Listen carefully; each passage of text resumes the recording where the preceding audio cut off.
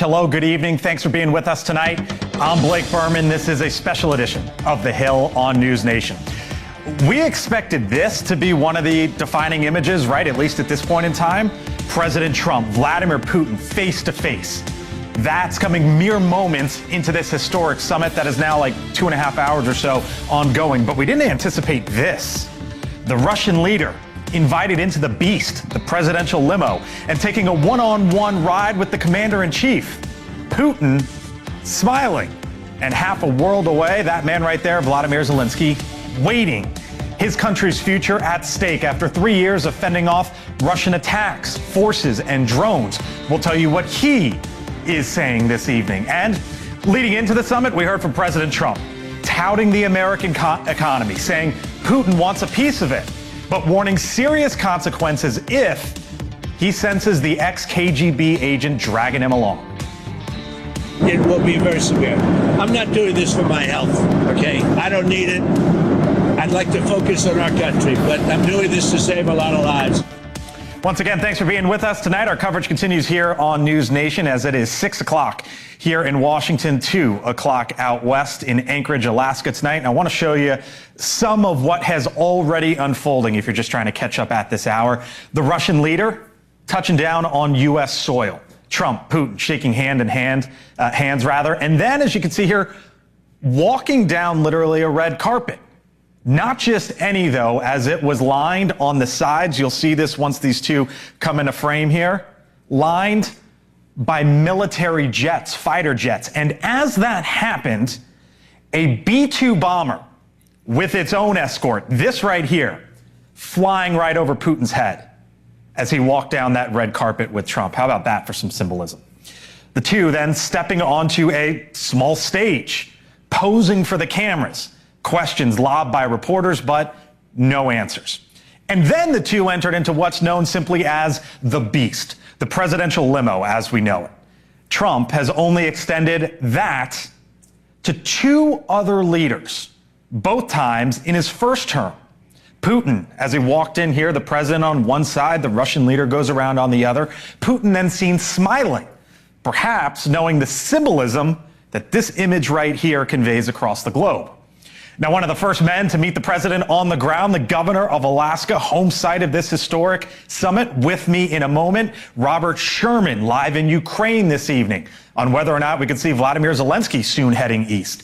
But first, inside one of the rooms where the two men will soon be standing side by side, are Kelly Meyer, live tonight in Anchorage, Alaska. And Kelly, this meeting, the three on the U.S. side, the three on the Russian side, their two interpreters, going on now for somewhere in the area of like 2.5 hours, right?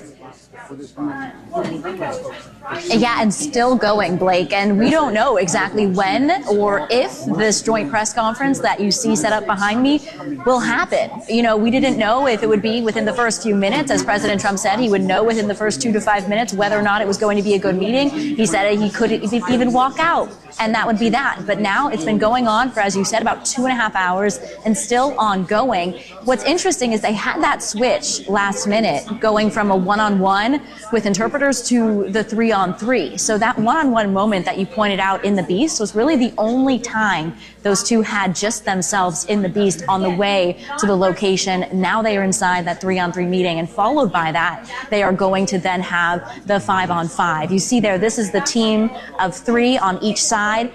Lavrov in there with him, as well as his top foreign policy advisor. Interesting, Lavrov was spotted wearing a USSR sweatshirt when he landed here last night. Those five that will be in the meeting after this, that includes the Treasury Secretary and the Commerce Secretary, which is interesting as you were talking about sanctions.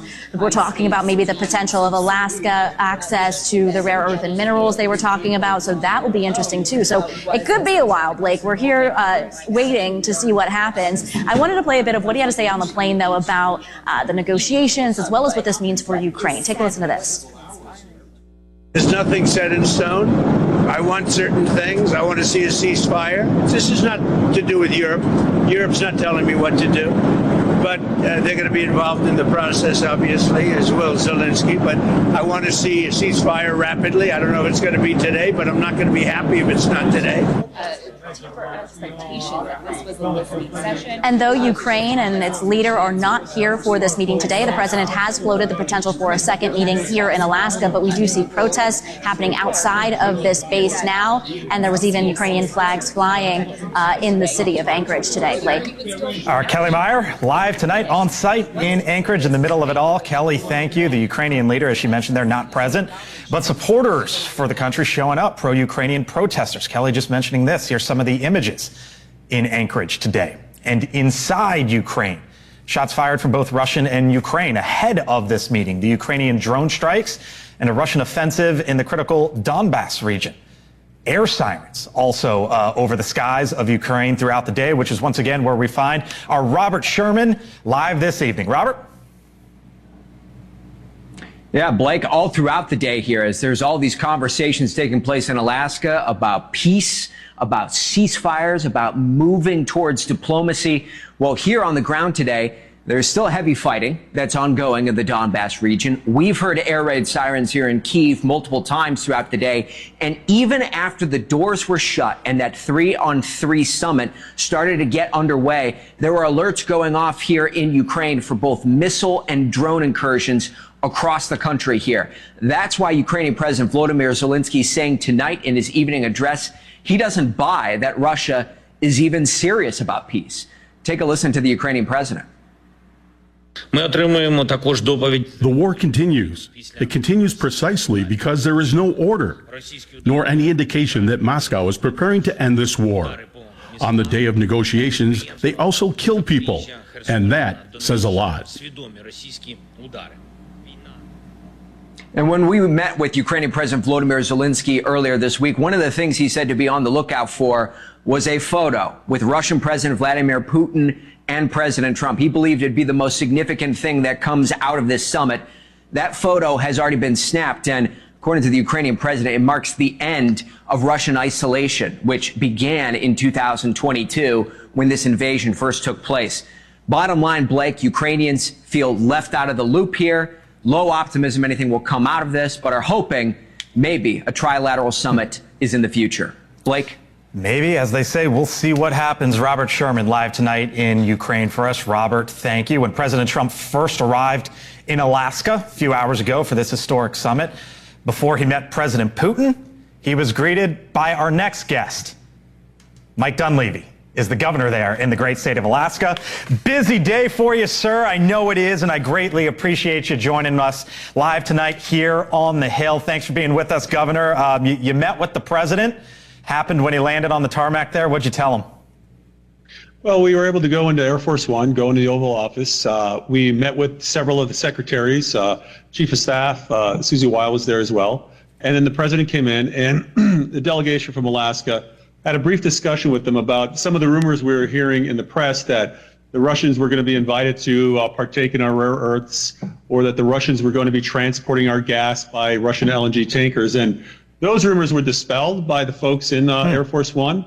And then basically we talked a little bit about our gas line, and then wished the president well because they were getting close to having President Putin land. And so, again, it was just clarifying some of the rumors we heard in the press, wishing them well, welcoming to Alaska, and then we went out on the tarmac, waited for both the presidents to come to a podium. They took some pictures, and they went directly into the discussions that they're having now. So obviously the focus here is on Russia and Ukraine, Alaska playing host to this meeting right now. But there's obviously, and you just went right to it, a lot at stake for your state, considering Russia is not that far off the coast there. What if anything's at stake here for your home state? Well, we, like I said, we dispelled those rumors when we heard them because, of course, they were concerning. But we have a tremendous opportunity with all of our resources. I mean, our gas, our oil, our rare earths, our critical minerals. We have a lot of allies in the Pacific Rim that are obviously pro-American, pro-Alaskan. We've been having discussions with them on purchasing our gas. Our huge natural gas line project is moving, getting closer to a final investment decision, which should happen sometime in early January. So we're feeling pretty good about where the economy is going to go, where Alaska is going. We, very robust military, so we really don't fear the Russians. We've had to deal with the Russians since we became a state in 1959 at the height of the Cold War. So it's a dangerous neighborhood, but we know how to deal with these people. How did you learn, Governor, that your state was going to be playing host to this? And have you dealt with the Russians at all? And if so, what's that like? Well, you know, we're only 2.5 miles away from Russia. 2 islands, Big Diomede, Little Diomede, and 50 miles from coast to coast. And so we have a lot of Russian aircraft come close to our international fly zone, or fly zone here in Alaska as well. And our fighters escort them out. We have also Chinese warships that come up to the Bering Straits and have joint operations with the Russians. And we're also under a North Korean missile umbrella as well. So we've been dealing with the Russians since the Cold War. We actually, you know, when we were allies, we actually would be shipping aircraft through Alaska, through Siberia, to help the Russians with the war effort against the Nazis. And so long-standing, I guess you would say, relations, oftentimes strained, initially good when Alaska was purchased, but I'd say they're strained now, and you know, we're keeping an eye on things. He is the governor there in Alaska. It's a busy day, busy night. As I mentioned, I really appreciate you joining, sir. Mike Dunleavy, governor there out west. Thank you, sir. Thanks, Blake.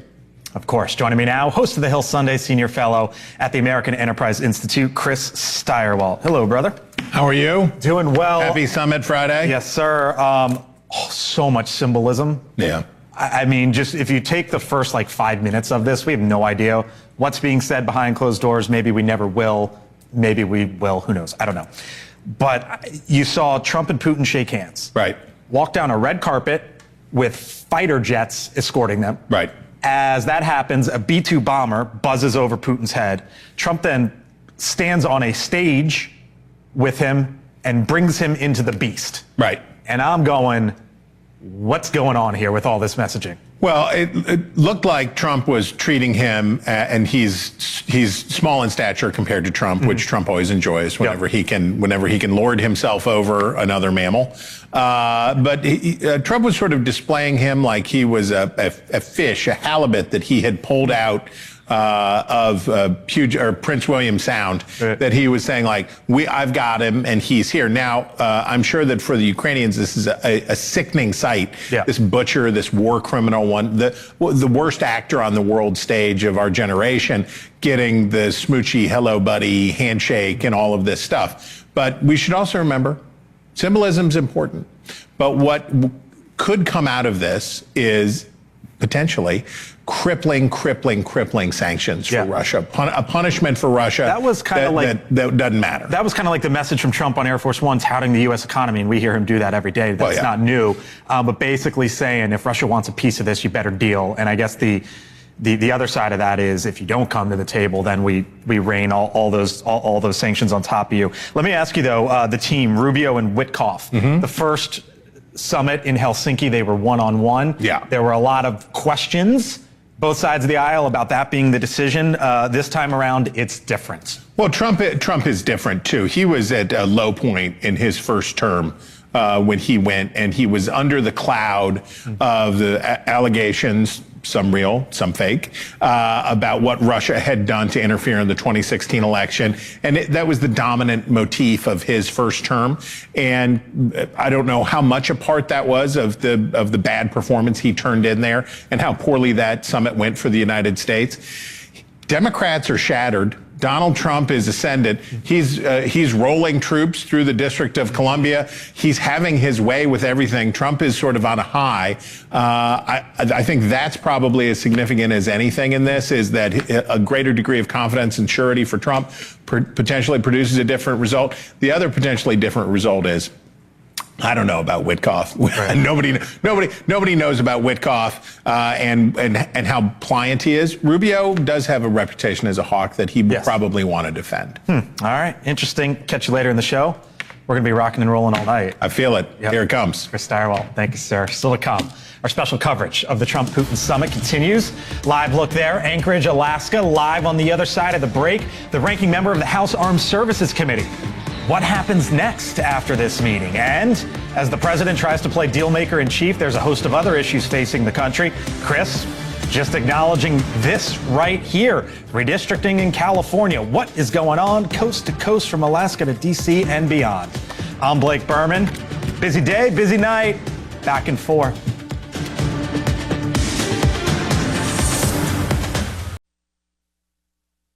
All right, live look right now as we continue our coverage. Joint Base Elmendorf, Richardson, Anchorage, Alaska. President Trump, the Russian leader Vladimir Putin, meeting right now. It's been going on, if it's still going on, for about 3 hours' time. Of course, a hope for a ceasefire between Russia and Ukraine is what the U.S. is working toward here. The president previously saying he would know very quickly if a deal could be reached or not. The president saying the territorial swaps could be discussed as well. But today he clarified Ukraine will be involved in any deal. I've got to let Ukraine make that decision, and I think they'll make a proper decision. But I'm not here to negotiate for Ukraine. I'm here to get them at a table, and I think you have two sides. Live look back at the podium there, and I'm showing you this shot because you can clearly see that you got two folks up there where the president would be standing, it looks like on the right side, one of the sides, either way, whatever. And they're talking. I don't know if they're giving instructions or what. Either way, it's a possible sign that maybe a press conference. A couple last-minute checks, making sure A couple last-minute checks. Thank you. Okay, so either way, we're keeping our eyes there on Anchorage, as it seems like with the press sitting down there, we could be getting close to something big there. Come on in, Congressman Adam Smith. He is the ranking member on the House Armed Services Committee. With us once again here on the Hill. Congressman, I asked you the other day if you could come on back, and you did. I'm grateful that you have. Thanks so much for being with us tonight. I found it interesting that the president said today, I'm not here to negotiate for Ukraine. I'm here to get them to the table. What did you make of those comments, and are you on board with that approach? Yeah, I think I am. I mean, I think it's a realistic approach. Look, I mean, what we want is we do want an end to the war. I mean, that's certainly important for Ukraine and Russia, but it's also important to the world. This has been a devastating war. So you want that, but you also want it done in such a way that doesn't set Putin up to be able to use aggression further in Ukraine or elsewhere.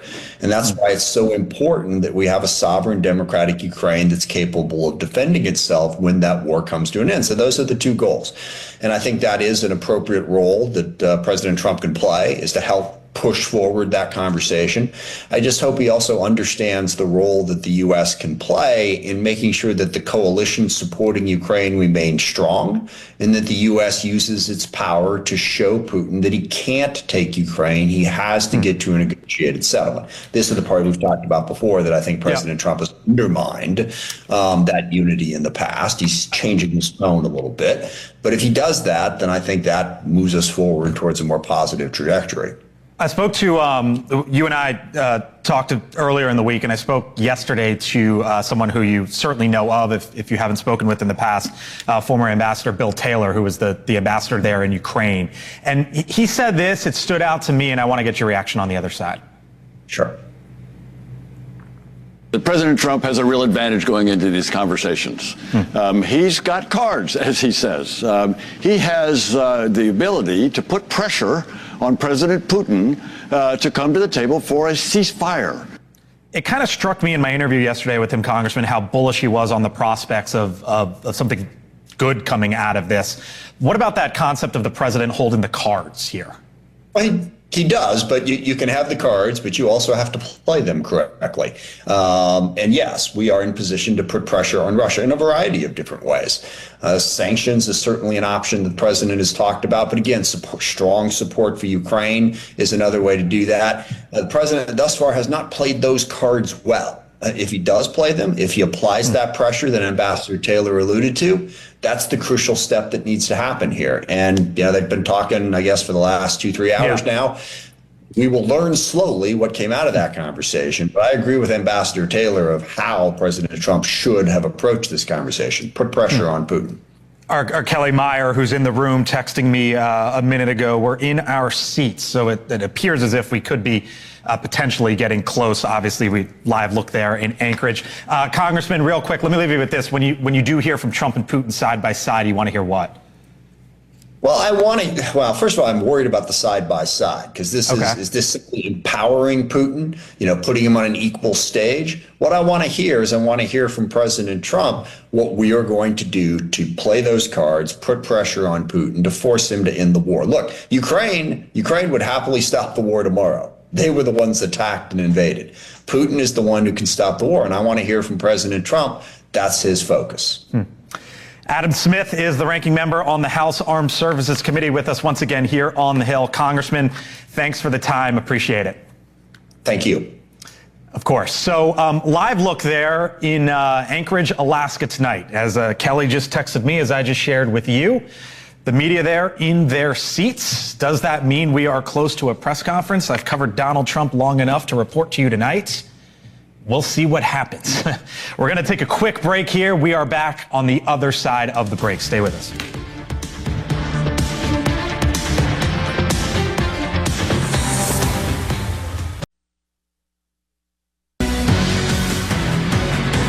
Welcome back on this Friday evening. Our coverage continues here on NewsNation Live Look.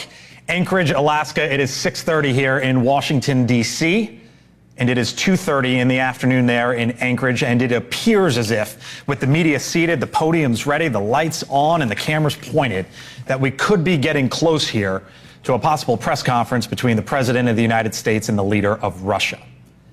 The meeting between the two starting a few hours ago. We don't know if it has fully wrapped at this point in time. It's one of the questions we are still trying to figure out and follow at this moment. I'm Blake Berman. I thank you for being with us tonight here on the Hill, joined for the next 30 minutes or so alongside Jonay Wartell, a Democratic strategist, Ronna McDaniel, former chair of the Republican National Committee, Chris Stirewalt, of course, host of the Hill Sunday, senior fellow at the American Enterprise Institute, and Sabrina Siddiqui, national politics reporter for the Wall Street Journal. Hello to you all. Look at where we found ourselves on a summer Friday. Right. Hanging out here and awaiting Trump and Putin potentially here on the stage. Ronna, you said something interesting to me when I was like, I don't know what's happening. We'll see what's happening.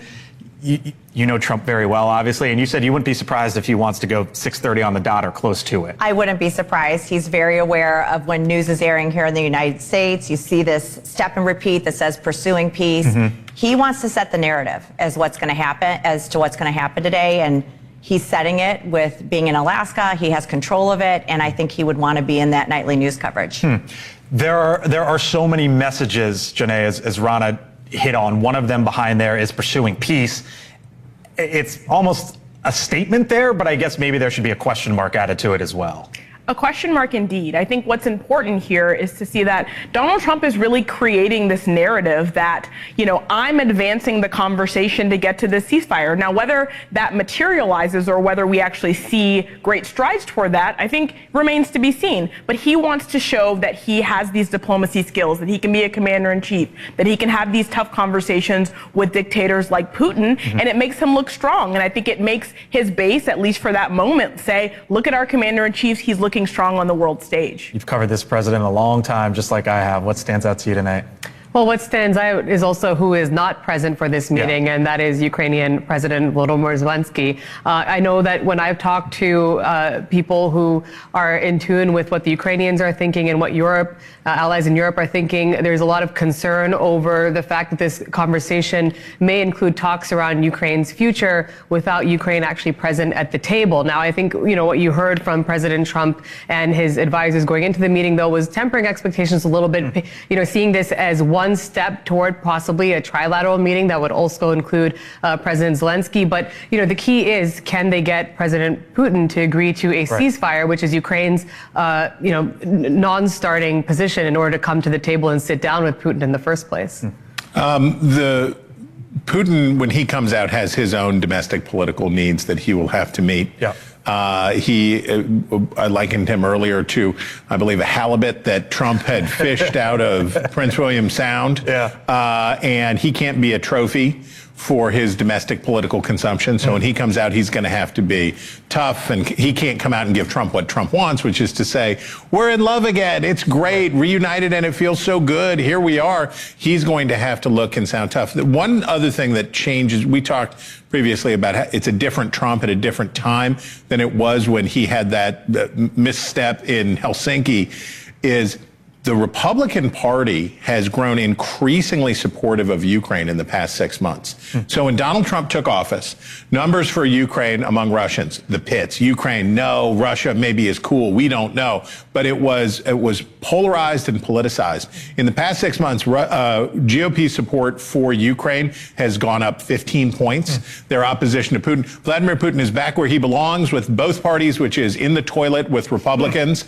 And that gives Trump more maneuverability too. So, no, go on, sorry. I will say that, I traveled to Ukraine with President Biden in 2022 for that unprecedented wartime visit to Kyiv. And that shift is striking because part of the point of President Biden's visit at the time was to try and reaffirm U.S. support for Ukraine at a time when public perception around the war and U.S. support for Kyiv was shifting, in part because of the politics, because support for arming Ukraine had fallen among Republicans. So the fact that you've seen an increase in support within the GOP for Ukraine does give President Trump some more leverage. But there are some other key questions here, and I know that the Ukrainians are also very concerned about what kind of security guarantees President Trump and his administration will provide for Ukraine as part of any negotiations. That's still also a big question mark. It was interesting, Rana, to Chris's point and Sabrina's point, the president, when he was aboard Air Force One this morning, said, and I'm paraphrasing here, but he said, I'm not doing this for my health.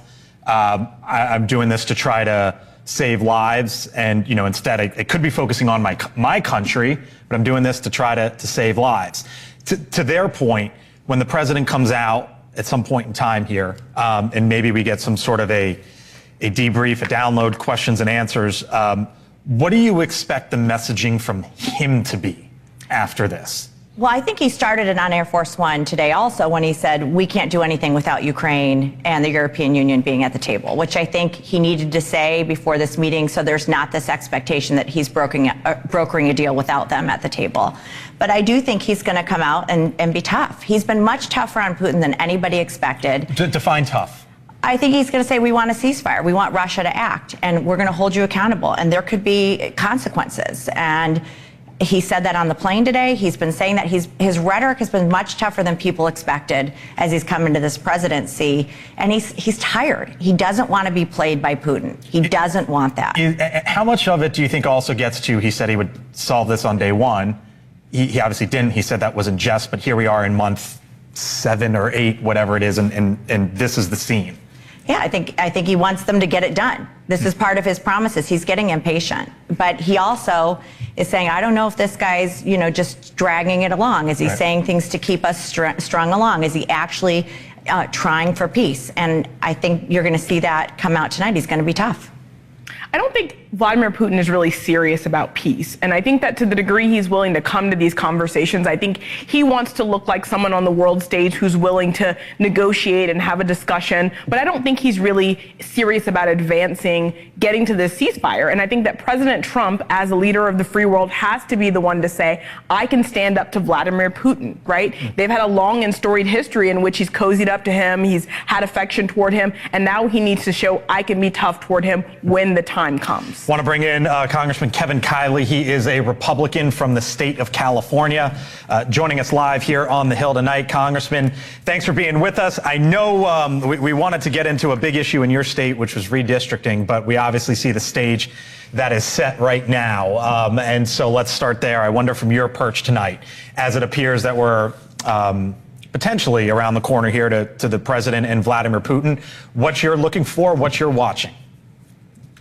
Yeah, thanks for having me. It's obviously a big moment for this particular conflict, for the world, for the values that we've really fought for in the entire post-World War II era. I said from the very earliest days of this conflict that Russia's actions could not stand, and I've been part of bipartisan efforts to support Ukraine up until the present day. And the reason for that was to provide the leverage that was needed precisely for a moment like this. So we don't know what the talks have consisted of so far today, but given the toll that this conflict continues to take, given the lives that continue to be lost on a staggering scale, we can only hope that there's a breakthrough for peace that this leads to.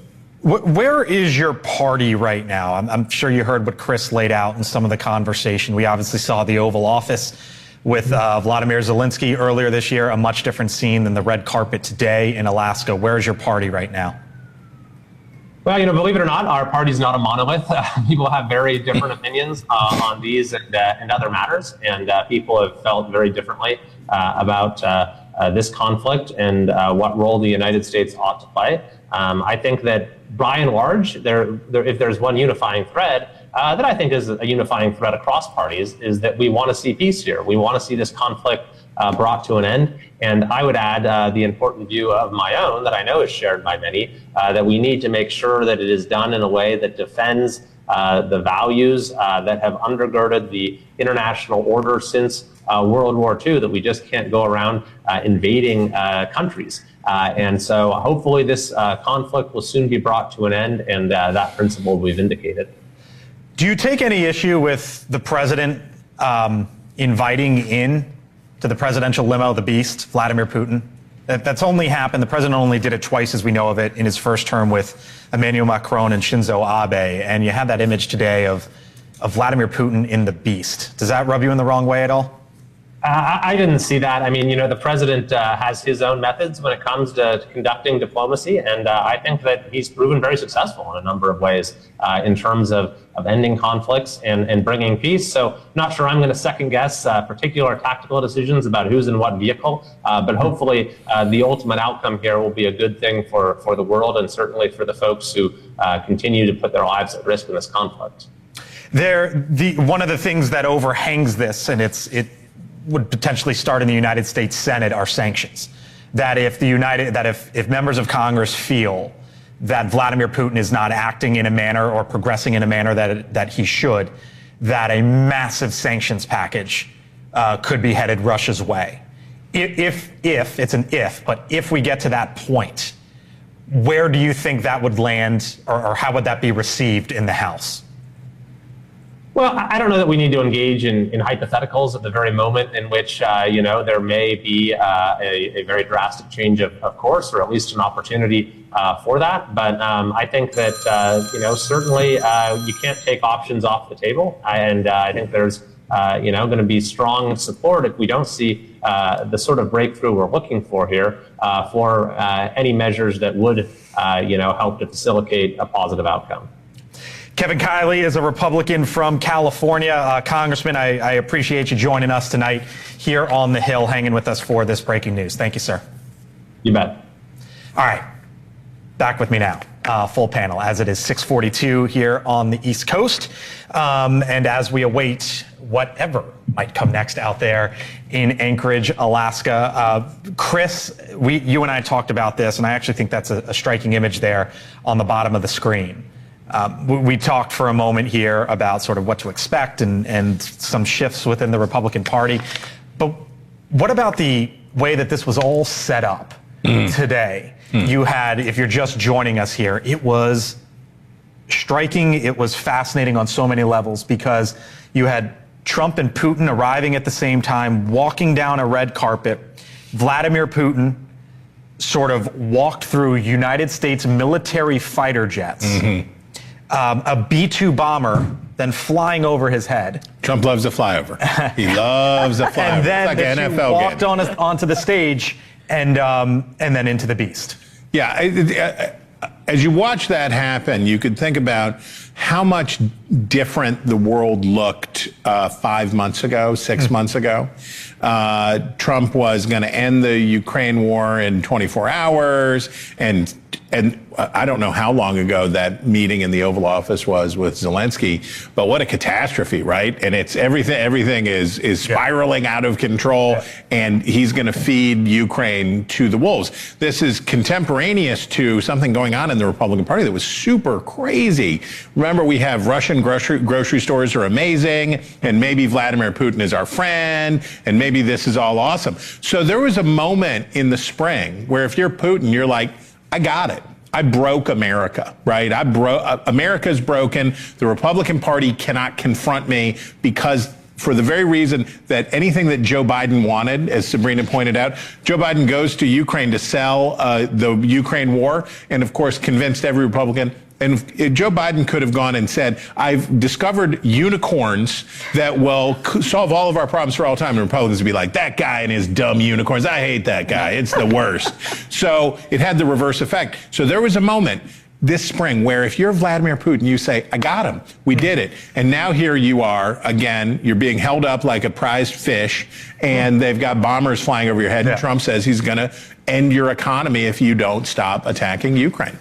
Well, I do think that, as we know, the U.S. and allies in Europe have imposed sanctions on Russia, targeting their, financial sector, targeting energy, targeting military technology. And what has changed is that President Trump at least has been talking tougher and not ruling out imposing additional sanctions on Russia if President Putin doesn't get more serious about a ceasefire. And what's striking to me, having covered the first Trump administration, that yes, that was prior to Russia's invasion of Ukraine, but when Congress had a veto-proof majority through which they imposed sanctions on Russia for its interference in the 2016 election, it was like pulling teeth for people within the White House to get President Trump to sign that legislation and enforce those sanctions. And of course, there was the infamous Helsinki summit as well. So you have seen this shift in President Trump's posture. The big question is, what comes of all of this, right? And so I think, as I said, key question marks. Does Russia agree to a ceasefire? What security guarantees is the U.S. going to provide to Ukraine? And what about this question of land swapping? Because President Zelensky is very concerned that the Trump administration might be more open to giving up some Ukrainian territory in exchange for a deal. I spoke to former Ambassador William Taylor yesterday, Janae, who told me, in his view, he was the ambassador to Ukraine, in his view, that Trump has all the cards. Or not all the cards. He said Trump has the cards. Are you there? Well, I think that he does have a little bit of wind at his back in this moment because he's talking tougher, as it was mentioned, than he has in the past.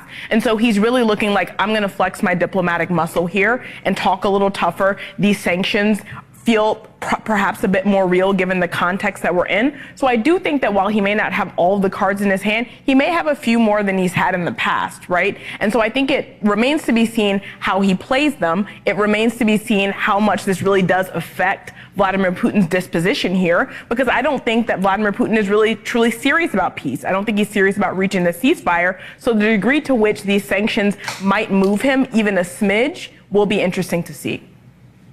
I mean, I don't think Trump is, I think Trump's talking tough and he means it. I really do. I don't think he's going to shy away from this. He's making some red lines for himself and he's saying if this doesn't happen, there are going to be sanctions.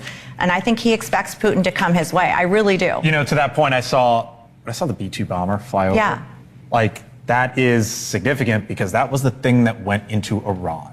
Well, and I think Chris is right. The staging, Trump is taller. They come down on the red carpet. It's in the U.S. You look at the staging here, this pursuing peace. I just think a lot of this is orchestrated. The one question I have about him coming into the Beast is, I think initially they were supposed to have a one-on-one meeting, and then it changed to 3-on-3. So maybe that was, hey, I'll bring you and have this private moment in the Beast. They could set that up any which way. They could. And that's an image that's like, when I saw that, I was like, whoa, what's going on here? But I'm glad he had Secretary Rubio and Witkoff in that meeting, that it was 3-on-3 as they're having these discussions. I think that was important. Want to go out to Ukraine real quick. Robert Sherman is live in Kyiv tonight watching all of this with us. Robert, you've been in Ukraine now for quite some time, more than a week. Obviously, when we see Donald Trump and Vladimir Putin side by side, which we have already, but speaking publicly side by side, among the many questions for the Ukrainians is,